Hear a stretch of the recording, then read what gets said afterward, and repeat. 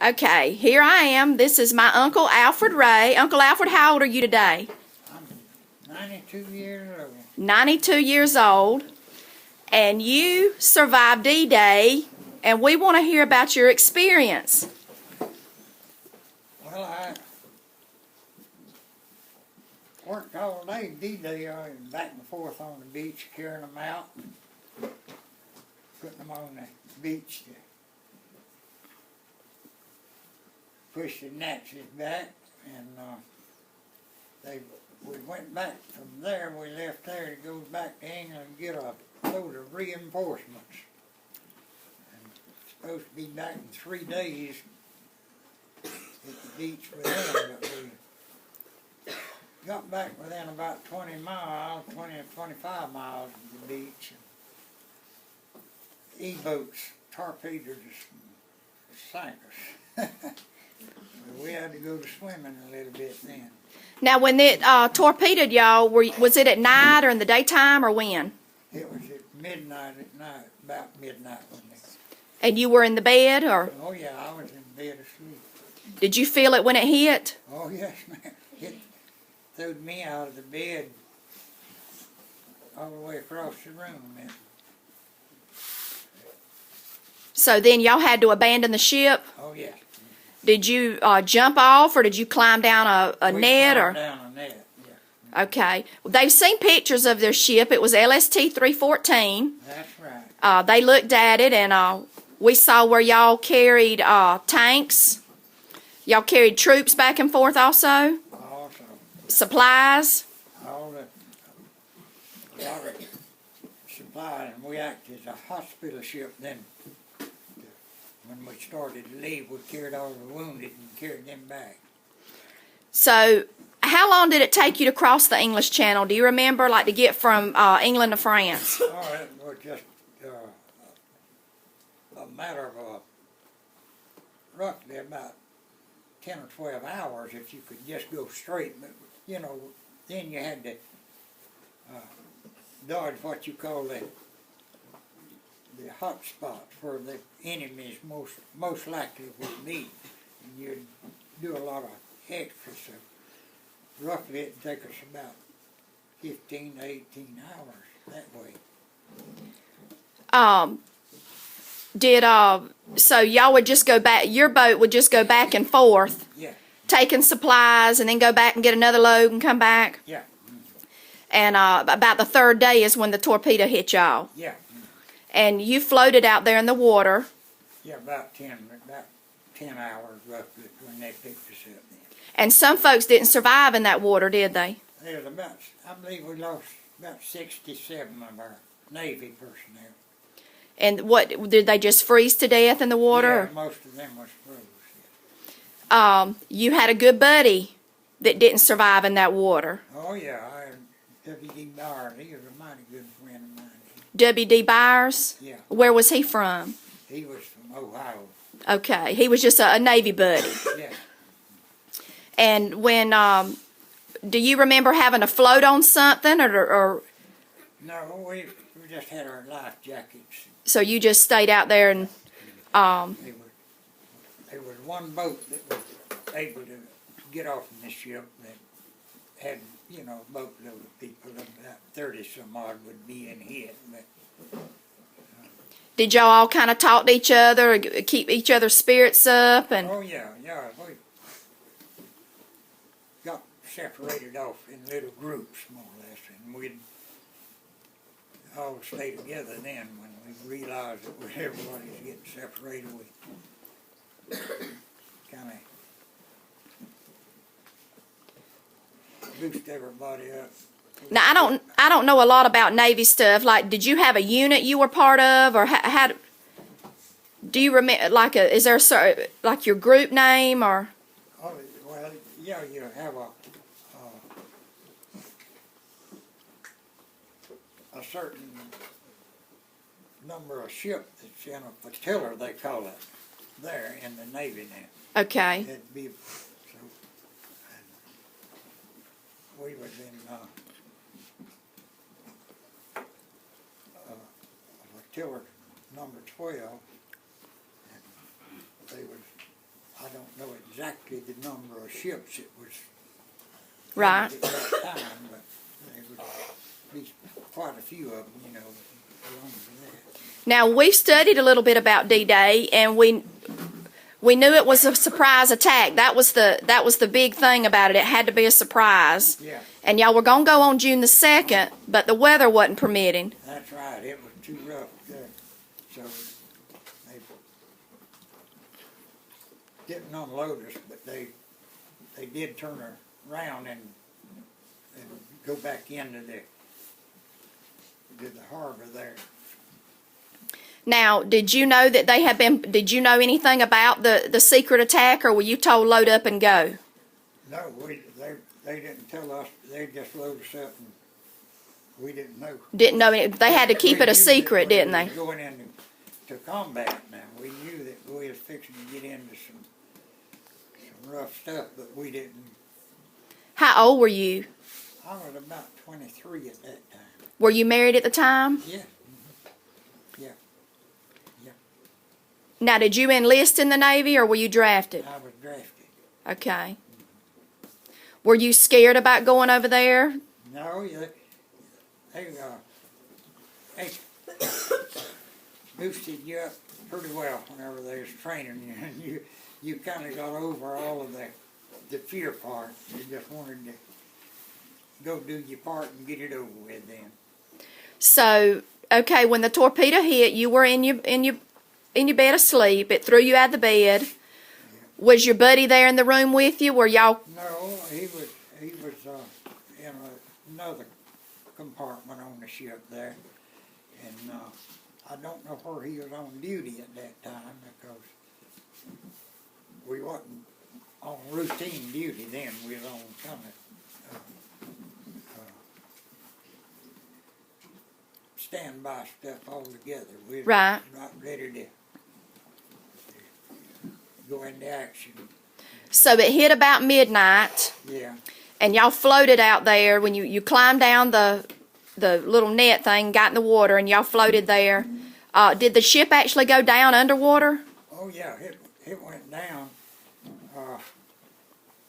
and it stayed down just a little bit, and one end of it come back up and stayed just a little bit, and then it went on down state. Now we saw would that be a situation where you'd have to get away from the boat so it wouldn't suck you under? Oh yeah. So y'all were trying to get away. Yeah, we was doing all hard swimming to get on out of it. Right. I got your ship back there behind you. The LST 314. Yeah. They've all seen the picture of it, and we've talked about it. And it's been real neat studying about it. Now, how big is that ship?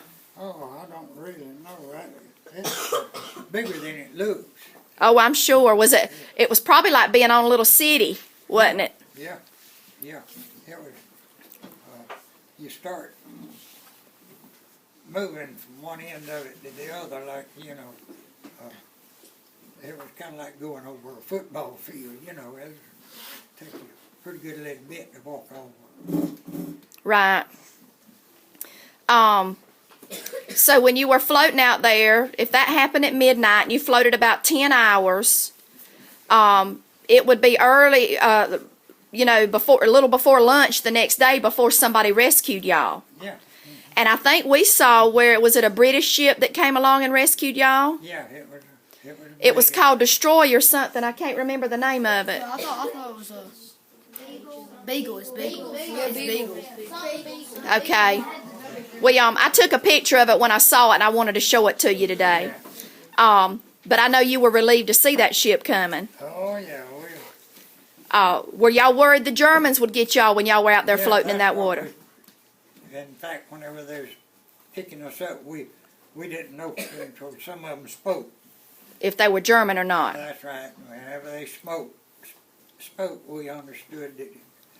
They were speaking in English even though they had an accent. Yeah.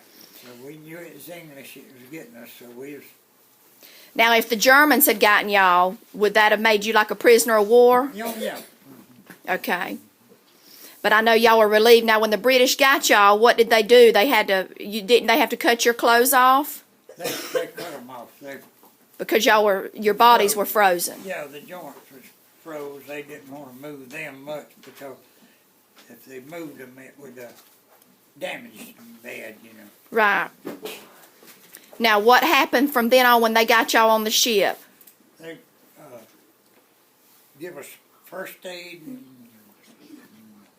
issued us an outfit of their clothing. Now, we had English clothing there for a while. Right. And they, you know, prepared a meal and got us fed, and they've taken good care of us. But they run us through first aid, right? I mean, they was real nice. All right, now what about your friend? How long was it before you realized he didn't make it? Oh, we realized that. They set up sea barrel right quick when they picked him up. They saw he wasn't. So they went on and prepared. So you actually saw him? Yeah. Okay. Yeah.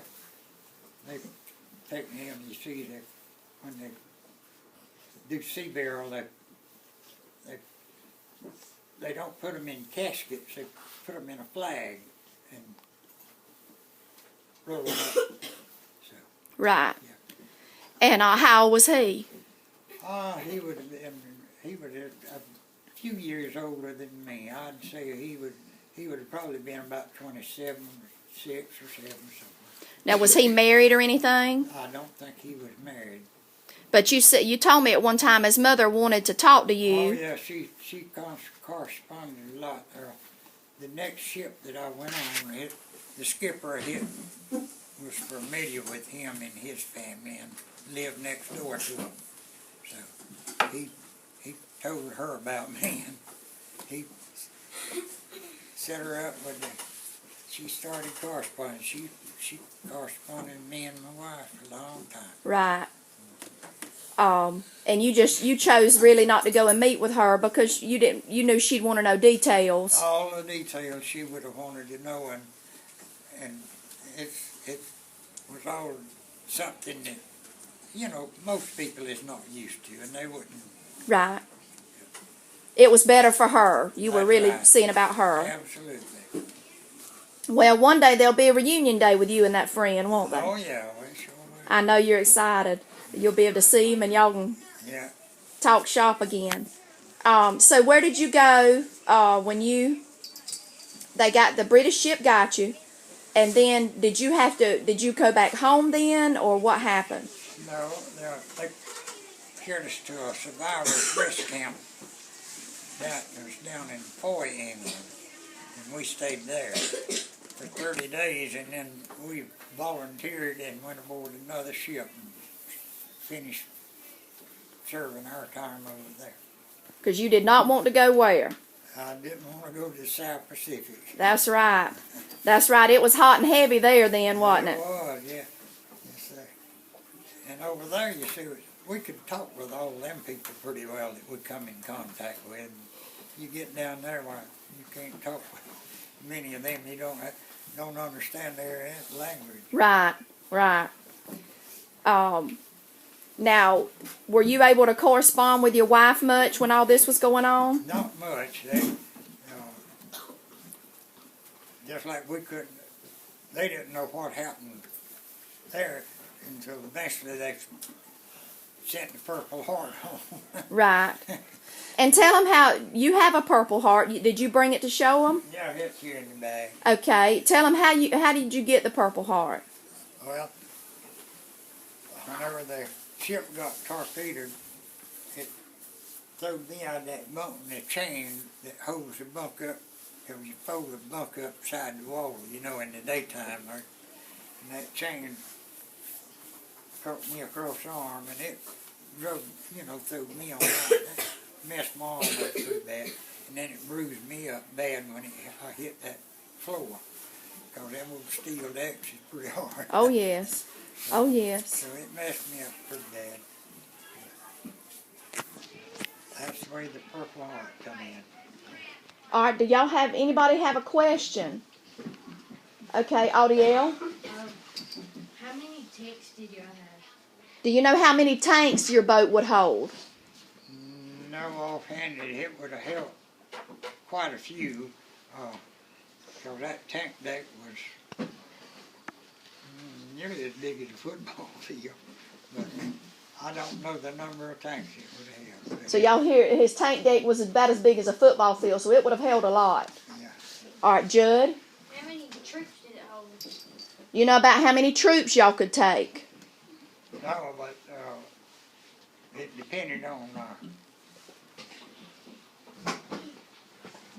the equipment that you was carrying at that time too. But just at the time we got torpedoed and sank, the only troops that we had were just the drivers of the equipment that we was carrying. We was loaded with equipment. Right. And the drivers of it was all we had. We don't know the number of them. Because just like Do you know about how many was on the ship total? no, not, no. Now we had roughly about 150 or 75 Navy personnel. But Army, I don't know, just the drivers of the equipment. Okay. All right, Josh Harrington. How did they warm you up when you fell into the water? And then the ship come pick you up? When the ship picked you up, what did they do to warm you up, warm your body up? Oh, they give us rum. Rum. It's an alcoholic Yeah. drink. The American Navy uses brandy. They give you brandy. But the English Navy give you rum. All right, Joni. Was it really hard? What was hard? Like Like floating in the water? Was it a tough experience for you out there floating in that water? Was it a tough experience for you floating in the water? No, really not. We was in the water a lot before that, just training, you know. We done a lot of. So being in the water wasn't nothing other. It was, you know, and it was cold, but we didn't realize it. Now we didn't know we was froze until a long time. Because your body sort of got numb, didn't it? Yeah, you just lose all feeling. And like, you know. So you weren't really even in pain. No, you never feel a pain from that kind of freeze at all. You were just worried the Germans were going to get you. That was your fear. Did you like try to fight back when they hit you? Well, I don't think she asked did y'all try to fight back when the torpedo hit y'all, but there wasn't any fighting back, was there? No, you don't. You got to abandon your ship. Yeah, you don't have no way of knowing where the torpedo come from to start with. Did it come from underwater? Is that what it did, or? Well, it come from out of sight. The boat wasn't in sight whenever he released these torpedoes. They travel on their own, you see. And the torpedo travels underwater? It'll travel right along close to the. Okay, like to the surface? Yeah. So y'all don't even know where it came from? No. They run back there. Okay, Kelly. What was the feeling whenever your ship got hit and you had to get in the water? What were you feeling when the ship got hit and you had to get in the water? Were you afraid, or did you have time to get scared, or? No. We were well trained. You lose all your feeling of fear in your training. You just concentrate on Right. doing what you can to help everybody else. Right. Drew? What was that like? For what? What was war like? What was war like? Oh, it was rough. It sure is. You don't get you much sleep during some of it. A lot of things like that. Just don't get your meals regular. Do you remember what kind of meals y'all did get? Oh, they fed pretty well menus all the time. In other words, every day they have a certain menu they'd have it sometime during the day. On the evening of the invasion of Norman and that, we had what they call sauerkraut and wieners for our supper meal in the evening. And I never did like my sauerkraut wieners. So it wasn't much of a meal. I can understand that. Yeah. Did you ever get to see anybody like Eisenhower or, Oh yeah, we saw quite a few of the high-ranking, just like the Queen of England. We personally saw her. She was young then. right? We, So you saw the Queen of England. oh yeah. What about Winston Churchill? Did you get to see him? No, never did see him personally. But you saw Eisenhower. Yeah, I saw quite a few of them.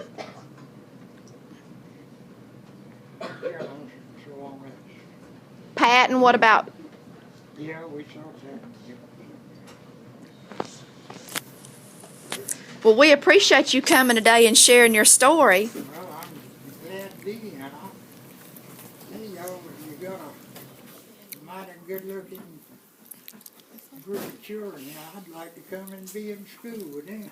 Yeah. It wouldn't take you long to change your mind. You think I might kind of rather stay in the house a little while, huh? Oh, Well, I don't know, I kind of believe they got a lot of goodness in them. but you're 92 and you still drive around, don't you? Yeah, Your wife has passed away. yeah. When did she pass away? About in 2007. So she's been gone about nearly 7 years now. I told them you come every year Yeah. to tell your story. And they always look forward to it, so we really appreciate it. Will y'all give him a hand?